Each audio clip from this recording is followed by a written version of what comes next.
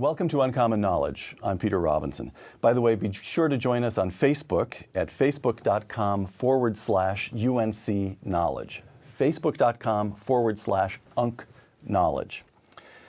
Chairman of the House Budget Committee, Congressman Paul Ryan, a Republican, has represented the 1st District of Wisconsin since 1999. A native of Janesville, Wisconsin, Congressman Ryan is a graduate of the University of Miami in Oxford, Ohio, and is notable, in my own view, for 2 particular attainments. In college, he worked for Oscar Mayer as a driver of the Wienermobile, and this past April, he presented the Path to Prosperity, also known as the Ryan Budget or the Ryan Proposal, which is, in my judgment again, the most comprehensive conservative proposal for reform of the federal government since the contract with America of a generation ago.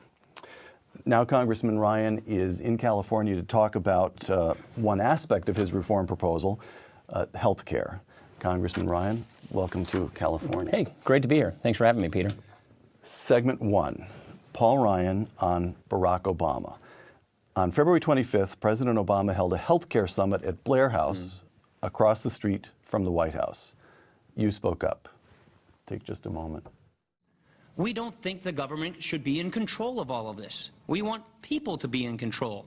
And that, at the end of the day, is the big difference. Now, we've offered lots of ideas all last year, all this year, because we agree that status quo is unsustainable. It's got to get fixed. It's bankrupting families. It's bankrupting our government.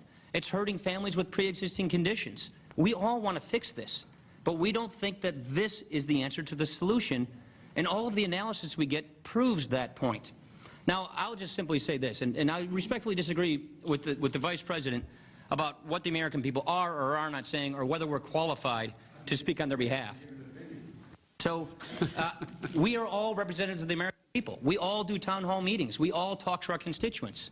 And I've got to tell you, the American people are engaged. And if you think they want a government takeover of health care, I would respectfully submit you're not listening to them. We'll come to health care, but here's the first question. Where do you come from? Where do you get off talking back to the President of the United States? Nobody would describe you as arrogant, but you sure are sure of yourself. Where's it come from? Well, I'm a conservative. My thing is, I'm not trying to be somebody other than who I am. So I'm not trying to fake it. I'm just who I am.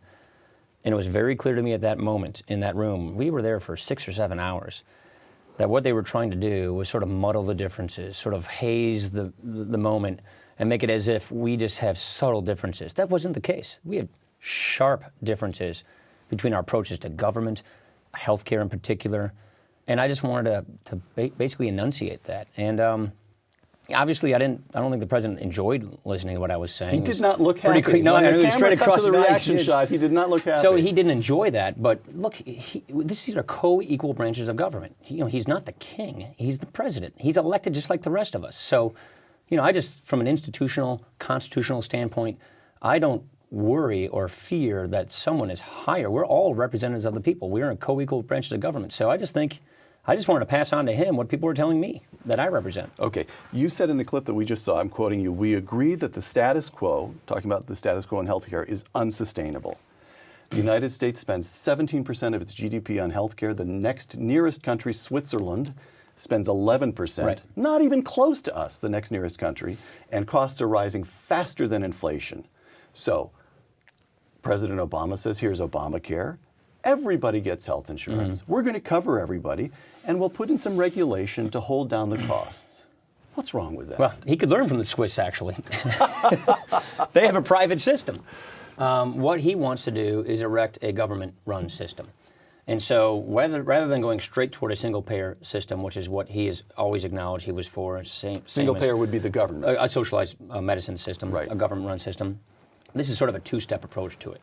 And so what at the end of the day you're going to get out of this kind of a system are basically, 5 or 6 really large insurance companies who are like public utilities, who are de facto run by the government, giving you different shades of the same color of insurance. And that just doesn't work. So it's sort of a fatal conceit, which is we've seen these ideas practiced around the country. It's this notion, and it's sort of the heart of progressivism, which is We in Congress will pass a vague law, and then we'll delegate all the power and the authority to these bureaucrats at the federal government who will micromanage these affairs of our lives. Health care. It doesn't work. That is where the president's law takes us. And I, for one, would like to prevent this from happening versus watch this get rolled into law and see the system collapse. I have no doubt in my mind that this will collapse the quality and the cost of our healthcare system. And so I'd rather prevent that from happening versus trying to clean up the mess after all the collateral damage has occurred. You don't want to pick and choose Obamacare. You want repeal? Absolutely. Because the fundamental architecture is hollow. It's wrong. It is, Okay. It is based upon a faulty premise that I think Have you seen the, we're recording this in late September, have you seen the current issue of the Weekly Standard? No, I haven't. James Capra, okay, I just got it. Well, I know Jim real well. He probably sent you an advance copy of his piece. I did on see that medical. article, yeah. Okay, I have read the article. so- He and I talked quite a bit, and we were sort of very like-minded on this issue. All right, so for all I know, you ghosted this for him. I don't know. Well, But there's an editorial saying that it's saying, in effect, as we move into the presidential season, the big election year of 2012, Obamacare has fallen off the radar. Republicans have this notional position that they ought to repeal it, but only Ryan is out there saying anything about it. So he says that, I'm quoting now from the lead editorial in the Weekly Standard, that the House should right away begin, quote, bringing up repeal provisions one by one, beginning with the individual mandate. What do you think? I think it's a great idea. I think we have to wait till next year because we have, I won't get into the minutia of scheduling in Congress, but this is clearly something we should be doing next year. Look, this election, this is going to be the most important election in our generation. I know that's a cliche people keep saying. This time is different, and healthcare is the center of it all. You cannot address this country's fiscal and economic problems unless you address healthcare. And so the president has put down his marker. He has made his law. And that law is going to dramatically transform America, just like the president said he aspired to do. And so this is going to be a huge issue next year. It's just a matter of time before this comes up. They now want to keep going with Medicare, which we have learned doesn't work, and we can confront this and we can champion this and beat this. It's really a question of who do you want to be in charge of healthcare, you or the government bureaucrats? That's really the big difference at the end of the day. Can I just briefly, when Obamacare was enacted into law, you were then in the minority. You and Minority Leader Boehner and Eric Cantor held the Republican caucus together, and it didn't get a single vote. How hard was it to hold your Republicans together? It was hard because there was a lot of political pressure from the bully pulpit and the president and from different constituencies to vote for this. It was basically people saying healthcare's a big problem, just vote for this fix. Even if you think it's flawed, vote for it. So it was difficult because a lot of members wanted to be seen as doing something.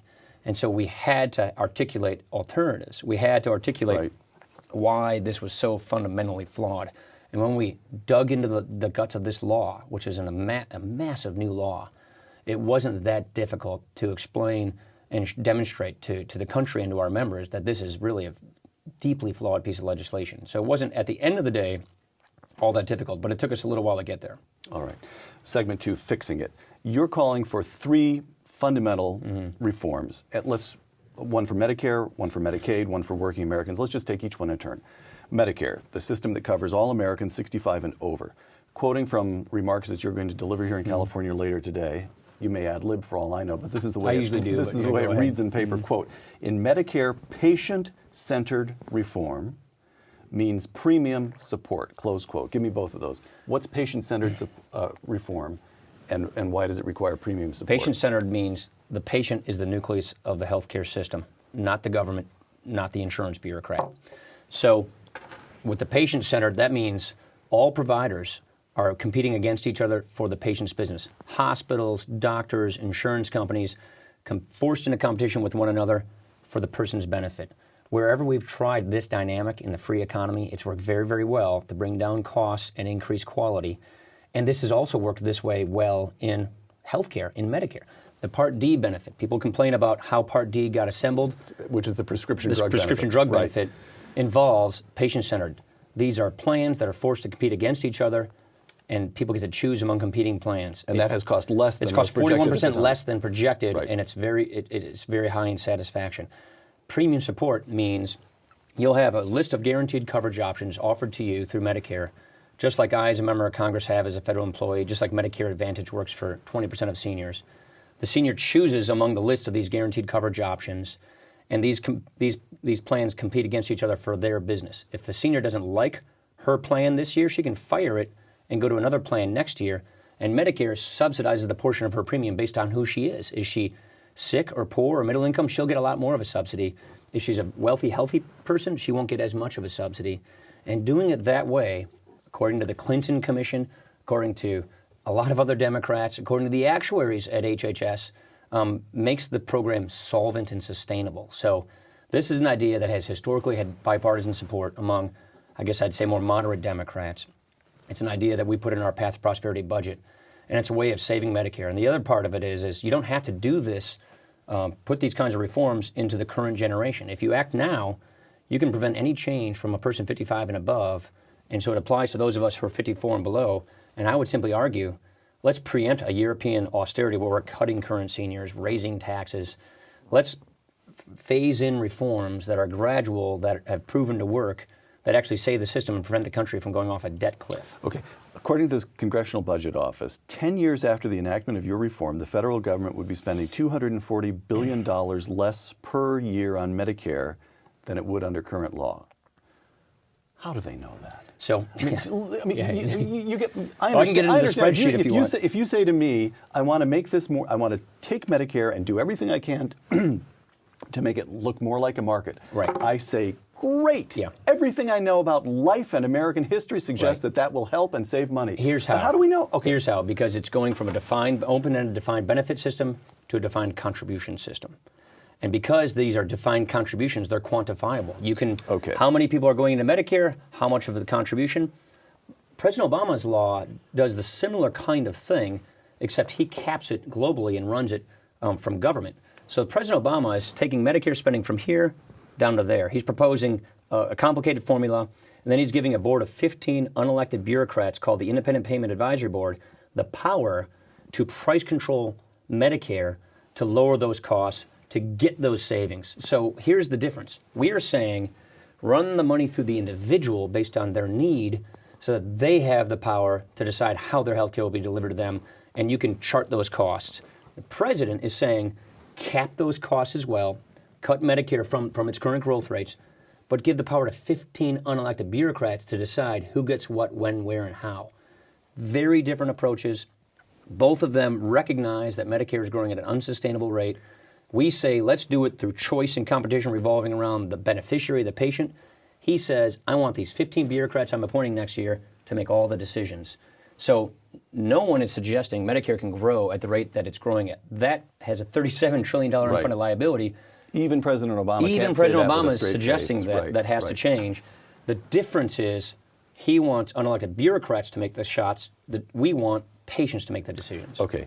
Back to the weekly standard. Is UV 11 a friend as well? Yeah. Okay, good. So again, who knows? Maybe you've already read this, or for all I know, I don't know. I've read Capretta's. He sent it over. Okay, but, so UV 11 in the current issue of the Weekly Standard, your reform gets attacked from the right. I imagine that's a novel experience. I've heard it all. Have you heard it all? I've heard everything from everybody. Okay, so here's you. But he makes the point that under your reform proposal, it is still the government that is establishing the floor benefit. That's right. Minimum benefit. Right. Okay.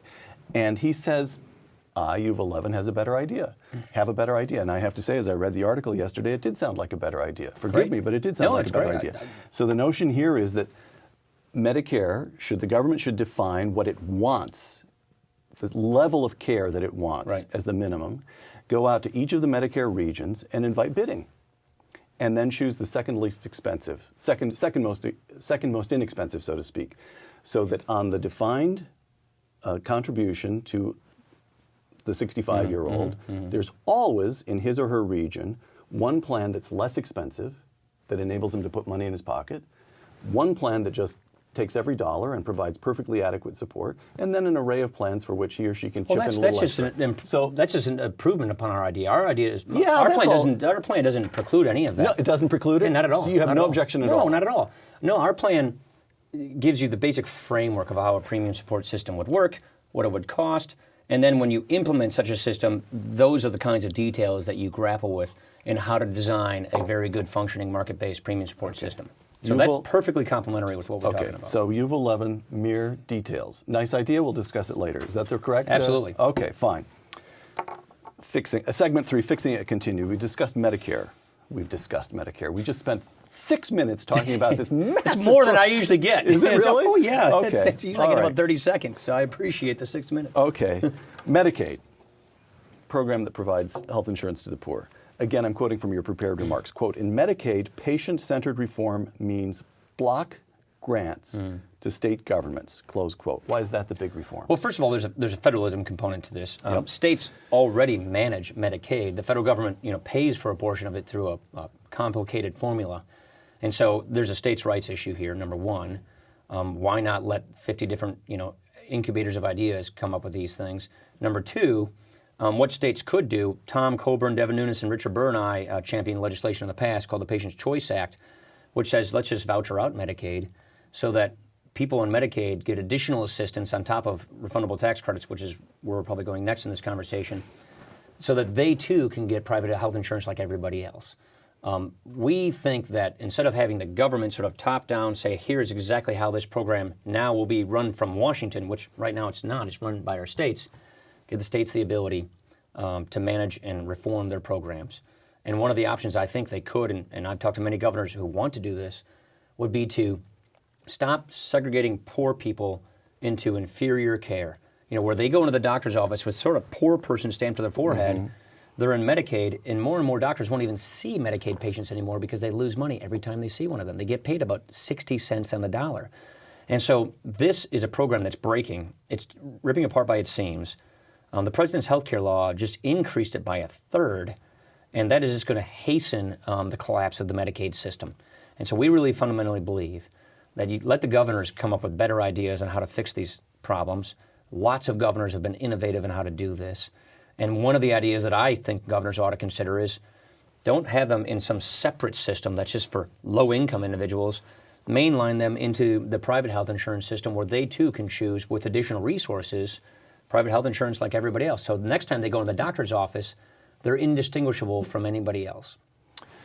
Okay. And so now tell me, as a conservative, I get happy about this for what reasons? First of all, because the federal government is just giving money to the states, so there's a federalism. The states do better, and the federal government knows what it's spending. It knows its costs. That's right. So it caps the cost. So we know exactly how much we'll be spending in Medicaid because block grants are set at a fixed formula. Okay, but so what about the argument, the compassionate conservative, the argument that even as a conservative president, George W. Bush, felt compelled, I'll let you add any gloss on that you want to, but felt compelled to enact No Child Left Behind legislation because when it came right down to it, there were always going to be states that did a bad job of educating. Yeah, see, I just disagree with that whole concept. So let's hear it. Either we're going to have this sort of paternalistic approach from Washington that we know best, we're going to trample on states' rights, or we're going to acknowledge states' rights as our founders did,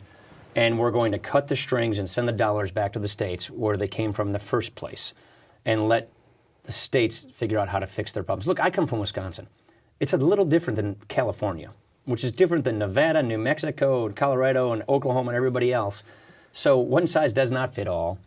It's a little arrogant to assume that this program, which is really a state-run program right now, will be far better managed if we in Washington take it over. I mean, think of the arrogance of that kind of a concept. Which is where I think the president's health care law goes. Right. And so let the states figure this out. All right. Your third major reform, and again to quote from your prepared remarks, quote, with regard to health insurance for working Americans, patient-centered reform means replacing the inefficient tax treatment of employer-provided health care with a portable, refundable tax credit that you can take with you from job to job, close quote. Give me that in layman's terms. Okay, so when we get health care from our job, because of a regulatory ruling going back to World War II, we don't pay taxes on that benefit. So our healthcare benefits are tax-free, but our wages are taxed. And so what's happening these days is this, I would argue, is one of the primary drivers of inflation in healthcare because it is insulating us from the cost of our coverage. Point number one. Point number two, if we let a worker decide between wages and benefits, they'll make a better comparison as to what is in their best interest if they're both taxed at the same level. point number 3 is we spend, I think it's about, I'm doing it off the top of my head, about 3.5 spend. I shouldn't say we spend. The government, through this tax benefit, it's about $3.5 trillion over the next 10 years. You could do a far better job of allowing people to keep this money in their first place so that it's not attached to the job but attached to the worker. Because what happens if you lose your job? What happens if you decide to go strike it out on your own and start a new business? This benefit is tied to your job. So it's job-based benefits in a 21st century where you don't have the same job for the rest of your life. In the 20th century, when they put this in place, it may have made sense because you have one job for your entire career. That is not how it works these days. So why not delink this tax benefit from the job and reattach it to the individual so that they can move through society in a portable way without losing this benefit if they lose their job? Okay, that sounds pretty good. But you just said that all of these problems we have in healthcare arise from this effectively Yes. this mistake that we made, that the federal government made during the Second World War. And last night, preparing for this program, guess what I discovered? What? Milton Friedman wrote about this years ago. I know. That there are no new ideas, only ideas Milton Friedman had that we haven't enacted yet. That's right. But so it's the Second World War. The government has imposed Wage and price controls. Wage That's and right. price That's right. controls. This is a Able-bodied men are valve, off, an escape right? Exactly. valve. So the companies are now fighting for labor, and they begin providing That's health exactly care right. as a fringe benefit. Becomes very, very popular. By the time the IRS realizes there's income being shoved out in the form of health benefits without being taxed, by now there's political support for this. They That's can't right. do it. All right. So the federal government screwed up Exactly. 70 years ago. Yes. So why don't you listen? You're saying that we face a major. Why don't you just fix that? That's exactly what I'm talking about. Yeah, but Milton Friedman, quote, I have a quote here from Milton for you, Congressman. The ideal way to reform health care would be to reverse past actions, repeal the tax exemption of employer-provided medical care, and terminate Medicare and Medicaid. And your answer is, as the most articulate conservative in Congress, that horse has left the barn. I'm a big fan of Uncle Milty, but also I'm a fan of I'm also a fan of Burke and other conservative lodestars. And so I guess in a Burkean conservative way, if you want to channel conservatives here, that horse has left the barn. We are where we are. Let's fix the system before it gets out of our control. If we do not address the root drivers of health inflation, which is really the problem we have here, you will have a debt crisis in this country. Our government will grow to unsustainable, unprecedented levels, and therefore it will have to tax or borrow at unprecedented levels, and you will end prosperity as we've known it in this country. And so what I mean when I say that is, this healthcare issue is the product of several flaws, unintended consequences from government policy, which has given rise to this third-party payment system where you don't know what things cost because you don't pay for the bills, and you don't care what they cost because someone else is paying for the bills. Right. And so you need to reconnect the producer and the consumer, the provider and the patient into relationships where there's a real shopping incentive.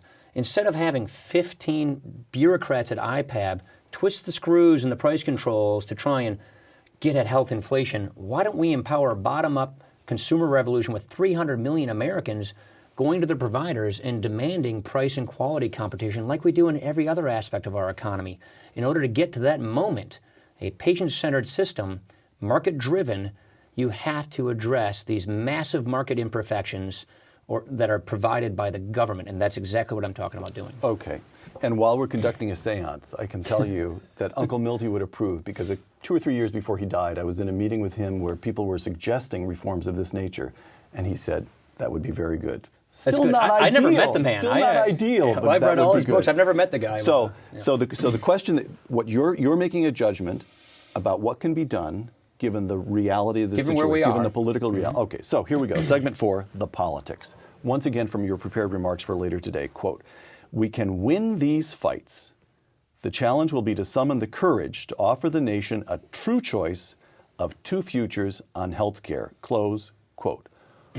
All the American people have to do is understand what you're putting forward, and they'll support it. I'm not confident enough to say all we have to do is explain it better and they'll support it. But I'm comfortable enough to say, let's give them the choice. Look, here's the way I see it. We need to kick this thing upstairs to the American people. No 12-member super committee is going to solve all the country's problems by Thanksgiving, nor should they. This is one of the most precarious moments in our country because of the debt crisis we have, because of the fact that these programs are quickly becoming unstable and they're giving us an explosion of debt. We owe it to the country to say, if you don't like the path that we are on today, which the president has accelerated us down toward, I would say, cradle-to-grave welfare state path, which is a managed decline, debt crisis-laden path, we have a moral obligation, if we don't like that path, to articulate very specific alternatives using our principles, the founding principles, and showing what that world looks like. So that the country can choose. And then the country gets to decide what kind of country we want to be and what kind of people we want to be for the 21st century. Because the decisions we make in the next 2 to 3 years, they will totally determine the kind of America we're going to have for literally this century. Okay, so here I'm not the chairman of the House Budget Committee. Maybe I'm a member of your committee, a junior member of your committee, or I'm a political consultant thinking about running a senatorial campaign in Pennsylvania or Ohio, or I'm advising a presidential candidate. And what I need to decide is, what I need to figure out is Ryan right in the middle? Is he describing and articulating what we can actually act upon? Or is he, and God bless him for this if this is the case, or is he way out there on the edge? Right. And from my point of view, he's a probe, he's a test. We'll see how the political, all right, so here, let me give you a couple of data points. Asked this past May to name the Democrats' top 3 issues in 2012, former Speaker, that former just makes it all tenable, doesn't it? Former Speaker Nancy Pelosi replied, and I quote, Medicare, Medicare, and Medicare, close quote. Yuval Levin, in this article in the Weekly Standard, the current issue of the Weekly Standard, writes, and again I quote, congressional Democrats and President Obama have vilified Ryan's proposed reform. The more I read this stuff, the more you grin, so we'll get to your answer in a second. And as an assault on seniors and seem intent on making the prospect of such an assault a centerpiece of their 2012 campaign strategy, close quote. And, last point, not a single Republican presidential candidate has endorsed your path to prosperity. Huntsman's endorsed it. Perry has said very, very encouraging things about it. Well, I didn't mean to cut you off there, encouraging things. Okay, no. So, John Huntsman. Okay, we'll carve out a little special. We'll put up our little John Huntsman statue here. Michelle Bachmann, who is out there for you'd think that she'd be the first to, and she has been very careful to keep some distance between her colleague Paul Ryan and his Medicare proposals. Look, so where are you? Are you the cutting edge? I look forward to this debate. We have to have this debate. Our job, as we see it, is to get this debate going, is to get the country talking about the big issues that will determine the future of this country. And when you say our, you're talking about yourself and Eric Cantor and the Speaker? Those of us in the House. Those of us, Republicans control one thing, the House of Representatives. Got it, okay. And so that's what I mean when I say that. All right. Look, either we give the country a choice of 2 futures or we just go down the path we are on. I feel we have a moral obligation. Whether this is going to work politically or not, it doesn't really matter. All I want to know is that I can look myself in the face in the mirror, look my kids in the eyes, and know that I did everything I can to stop this country from going off a cliff. And more importantly, what I learn is this Medicare stuff doesn't work. So here's the key point. This is the last vestige of an intellectually bankrupt party or of a party that is more interested in clouding the issues, in diffusing and disguising really what it is they're trying to do or where they're taking the country. So all we have to do is do a better job of getting the facts and the truth out about what it is. What this demagoguery and this Medicare is basically attempted to do, it's sort of shoot the messenger, win the debate by default, sort of nullify the notion that there's an actual alternative path for the country. And so what we'll see in this kind of a debate is an attempt to sort of, demagogue, distort, or deny through strawman arguments that there's actually a coherent alternative to the path that they have placed us upon. And I, for one, believe Americans are hungry for that. I think they want to see that kind of leadership, and they want to know that if we reapply these founding principles, which gave us the American idea in the first place, we can get this country back on track. Most Americans believe the country's way off on the wrong track. And so I, for one, look, the district I represent went for Dukakis, Clinton, Gore, and Obama. So, and I've been running on these ideas for years.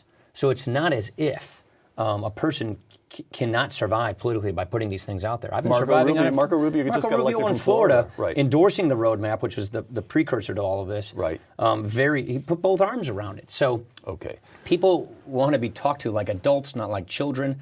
And when they are, I think they respond. And what we've learned in these last two congressional elections, these two special elections in Nevada and New York, is that if we have the courage of our convictions, if we defend our ideas, we will win the debate. All right. So whatever the politics, Paul Ryan will not be cowed. Yeah, I mean, look, we owe it to the country to give them a choice. Paul Ryan on the floor of the House. Mr. Speaker, the American people are tired of all the accounting tricks and the budget gimmicks that go on in Washington. Let me explain what $1.3 trillion of this does. It says that imagine that we're at war for 10 years in Afghanistan and Iraq at surge levels.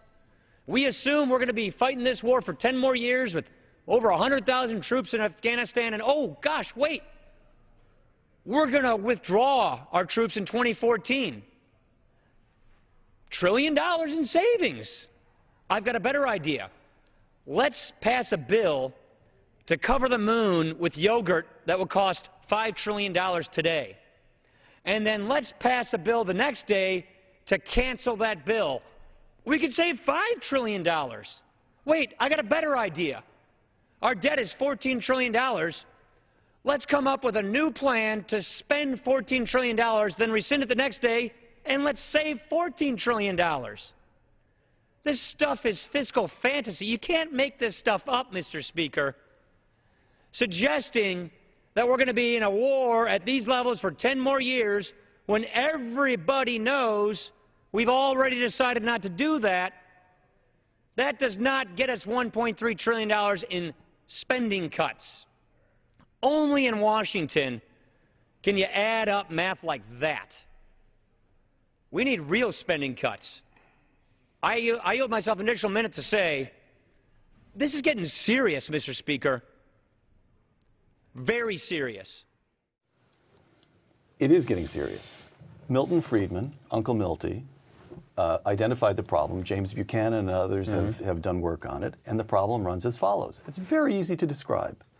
The benefits of federal spending accrue to specific groups who therefore have an incentive to organize politically and agitate for more and more and more spending, whereas the costs of federal spending are diffused across the whole population, so nobody has a counterbalancing incentive to organize against more federal spending. So I look at that tape and I'm thrilled. This is just for somebody who started out in the Reagan White House to see somebody standing up these years later and saying Ronald Reagan, as long as we're conducting the seance here, Ronald Reagan somewhere is smiling. But you fix Medicare and you fix Medicaid if you're lucky. And then 5 years later, the federal government has overspent yet again and again. So where is the structural reform? What can be done to fix the underlying imbalance in incentives? This, in a nutshell, is our moral dilemma. This is pretty much, and a lot of people have written about this. Buchanan, Mansur Olson wrote about this. And a lot of people have written about this from different perspectives. That's it right there. And so we're reaching this tipping point in this country where we'll have more takers than makers, where we'll have a majority of citizens more net dependent upon the government for their livelihoods, and then therefore vote for those benefits. And the makers in society are a shrinking pool, and you have a very ugly situation on your hands. You have a stagnant economy, you have a divisive society, you have a cultural decline, you have sort of a European austerity situation on your hands. We turn into Greece. We turn into Greece. And don't think that this can't happen here. It can. Each generation has an obligation to prevent that from happening if we want to stay true to our founding. And so we're going in that direction. So structure, what do? This is why we advocate for individual-based ideas, for free market economics, for economic freedom, for free market democracy. And that's why you had to deal with this healthcare issue the way we're talking about it. That's why we believe in fundamental tax reform. That's why we believe in devolving power back to the states. That's why we believe in fixing this federal budget process to prevent the largesse from continuing on and from putting an inherent incentive and bias in our system, like those kinds of budget gimmicks, which make it easy to tax and spend more money and borrow. So your hope is generational. Yeah. For 7 decades, Americans have been taught to rely on the federal government, first for old age pensions, then for health, now for food stamps, on and on.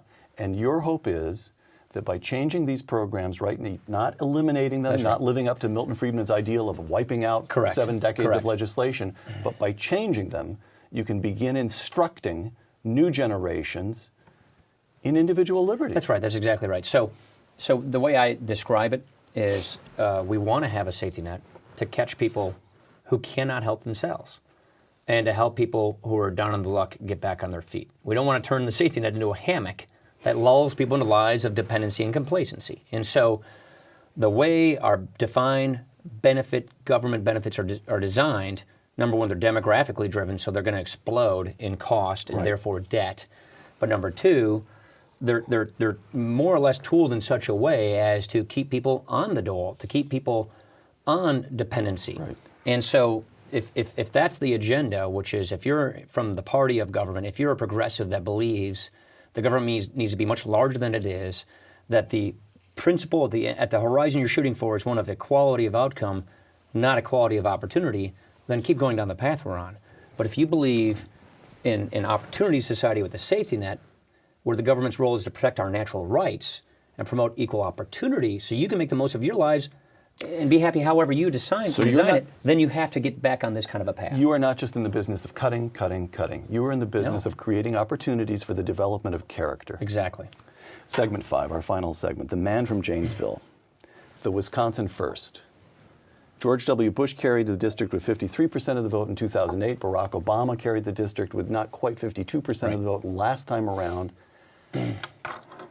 You know, if a political scientist just had listened to you talk up to this point, he'd say, Orange County, or someplace Oklahoma, or maybe this is the at-large representative from Wyoming. That guy comes from a safe conservative district. You don't. How do you do it? I don't say anything different at home than what I'm saying to you right here. And this is exactly who I am. That's the key. Don't try to be somebody you're not. And you know what? If you don't get elected, you don't get elected. Big deal. I mean, if you want to be good at these jobs, you got to be willing to lose the job. And what I get this all the time. You know, I was at Stop and Go gassing up the other day. At home? Yeah, at home. I live in Janesville. I live on the block I grew up on. You know, really? I come from a big Irish Catholic family. We all live in the same neighborhood. You know, in my town, I think John McCain got 33 or 35% of my hometown in Janesville. It's not a Republican area. What people I had a guy come to me and said, you know what, I don't always agree with everything you do, but I can tell you're trying and you're sincere, and that's what matters to me.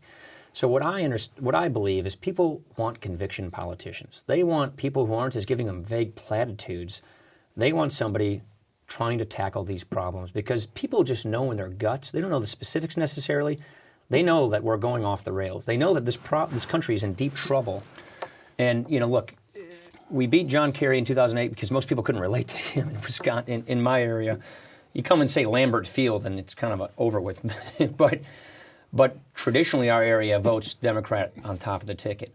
I think we're going to change that because I think people are hungry for solutions, and they know the direction we're heading is just not the right direction. Okay. And they want people who are standing up and doing something about it. 2 quotations. This will take a moment to set up, and then I'll just stand back and let you reflect on it. 2 quotations. First, you, again from your prepared remarks. Last time you have to listen to this. Quote, the urgent need to deal with the drivers of our debt will present us with an unavoidable time for choosing. Close quote. Well, I like that phrase, a time for choosing. That's Reagan's 64 speech. You did that intentionally. You make it sound like a wonderful opportunity. Here's the second quotation. Holman Jenkins in the Wall Street Journal last weekend. He's talking about Europe. He's saying that reform is going to happen, but it's going to happen slowly and be a mess. Ugly. Yeah. Quote, sadly, a similar destiny probably lies ahead for the U.S. Only after a series of panics, possibly quite destructive ones, will politicians have leeway seriously to address the unsustainability of the current welfare state. Every move will be too little to ward off another crisis, another showdown, and potentially decades of political strife and economic uncertainty. And as we sit here, the Senate just last night came up with some new cockamamie set of procedures to keep the government running until November. Right, you have to go back to Washington to vote on it on Tuesday. Tuesday, yeah. All right, so there's another showdown. So what's it going to be? If we win the House and the Senate and the White House, let's just stipulate we win next year. Can we just fix it? Or Yes. is this country in for decades of struggles? This is exactly how I read Holman's. I've never met Holman. I think I met him once, but I read his piece. This is exactly how I see it. And this is why I just deeply believe we need to make this a referendum and let the country choose. That way, if we win the election based upon these very specific ideas and principles, we have the obligation and moral authority to enact these reforms to prevent that kind of austerity from occurring. We don't have to become Europe. We don't have to become Europe, but we will very soon. Look, I talked to a lot of economists and fixed income people and all of these things. They basically tell us we got 2 to 5 years, probably closer to 2 based upon the way things are going, before we have our own austerity plan, before we have our own debt crisis. And when you're the world's reserve currency, this could be ugly. We would not have an elegant decline like, say, France. We would have a very choppy, volatile, ugly decline, and it's totally avoidable. It is completely preemptible. So the way I see it is it's all about confidence and trajectory, which is, are we going to get the trajectory of our debt and our deficits under control so our economy can be free and so it can grow and prosper? You know, are we going to go back and implement those ideas that make us that opportunity society, that upward mobility society? And are we putting that plan in place? And are we confident that we're going to reach this trajectory? We will be confident if we change the structure of government, the structure of these programs that are the drivers of these debts. And that means we have to win an affirming election where the country gives us the authority and the obligation to do this. If we don't, if we go into this election with just a personality contest, muddling the differences, just speeding each other up, then it's going to be ugly afterwards, no matter who wins. And if we fail, then at least we tried. And so that's the way I see it. Okay, so 2012 matters. Paul Ryan. A lot of people try to convince me that I should jump in this race. As you can tell, that the race has not formed fully yet. My answer really hadn't changed. If I really wanted one for president, I would have done it months ago. And I think in any job in politics, you can have balance with your family, but I'm not so sure you can do that with this particular job. And so I just couldn't get over that. And when other people want you to run for president more badly than you yourself do, I think that kind of says something. Okay, last night we put up on Facebook a notice that I'd be interviewing you today and invited people to put up questions. I checked 34 minutes after we put up the notice. Dozens of people had already put up comments. And here you go. Stephen Delapena, quote, "Ask why he's so awesome," that's the good part, "and why he's only sharing that awesomeness with his family in southeastern Wisconsin." Right. Chase Murphy, "I think it is borderline irresponsible for a Republican who could clean Obama's clock to choose not to run. R.J. Mueller, ask him why he doesn't just cut the routine and team up with Chris Christie to win this thing." And I got an email from Paul Ray, Professor Paul Ray of Hillsdale. Ricochet, sure. You know Paul. And here's what Paul wanted me to read to you. Quote, "What an opportunity we have been given, and what will it mean if we waste it?" Congressman? No pressure. Yeah. That clip basically is what I think, how I feel. You know, it's not as if one person is we can do this. And I don't feel like I have to be the vessel on top of the ticket in 2012 to do this. As far as I'm concerned, from the House, we've done a lot to frame this debate. We've done a lot to move this conversation to where it belongs. And we can do more to do that. But just like I said there, you have to have it in your mind, in your heart, in your gut to so badly want to be president, to run effectively forward. And I just don't have that. So, yeah, but that's maybe what it's qualifies because you. You're the one sane man who's in a position to. Okay, so I won't look. Far be it from me. I've never run for dog catcher. I'm not going to beat you up over that. But let me ask one more question about the presidential field. And I understand that whoever gets elected, and let's hope one of these fellows does. Fellows, or in Michelle Bachmann's case, woman, you've got to work with them. So I understand that maybe you're not going to want to close with this question in quite the way that I might hope, but so let's just stipulate that. Do what you can with it. So Rick Perry, governor of Texas, calls Social Security a Ponzi scheme. And he's right. It's just, as a matter of fact, a Ponzi scheme is a scheme under which you pay off earlier Right, investors right. with the money of newer investors. And Social Security pays off retirees with the money of the current working generation. And as there are more and more retirees and fewer in the working generation, the scheme will blow up, as Ponzi schemes always do.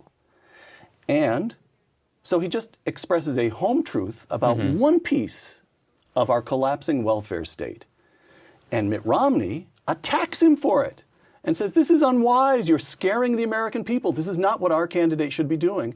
And all the other presidential candidates up on that stage look at their fingernails, glance down at their shoe shine, stare off innocently into space. And that is the level of discourse that we are receiving from our presidential candidates right now. Mitch Daniels, governor of Indiana, I'm a big good fan of buddy his. of yours, Yeah. said a couple of weeks ago, no Republican candidate is saying what needs to be said. Do you agree? I think they will. I think time will occur. Time will heal these problems, and I think we have done a lot in the House to advance this debate. Okay. Because they won't be able to run away from what we've already done. And I'm fine if people don't like the way we propose to solve the problem. Use these conservative principles, apply them to the problem, and come up with a different route of solving these problems. That's great. I think that's going to have to happen. And I think these candidates will get there. It's still in the relatively early stages of this race, and I think they'll end up getting there. Okay, last question. We've been talking about the challenges for this republic, the wider decline of Western civilization. Last question. Can the Packers pull it off again this year? Absolutely. You didn't even let me answer that one. I knew where you were going. I could see it. I could see the gleam in your see it eye. coming? We feel Okay. pretty good about it. We feel You like do. we have a dynasty on our And hands. it's Lambeau Field. It's Lambeau for all Field, and we feel like we have a presidential dynasty. candidates who visit Wisconsin. Do not come to Wisconsin and say Lambert Field. Okay, Congressman Paul Ryan, chairman for now, and apparently, if you're intent on staying in the House for some time to come of the House Budget Committee, thank you. I'm Peter Robinson for Uncommon Knowledge. Thanks for joining us.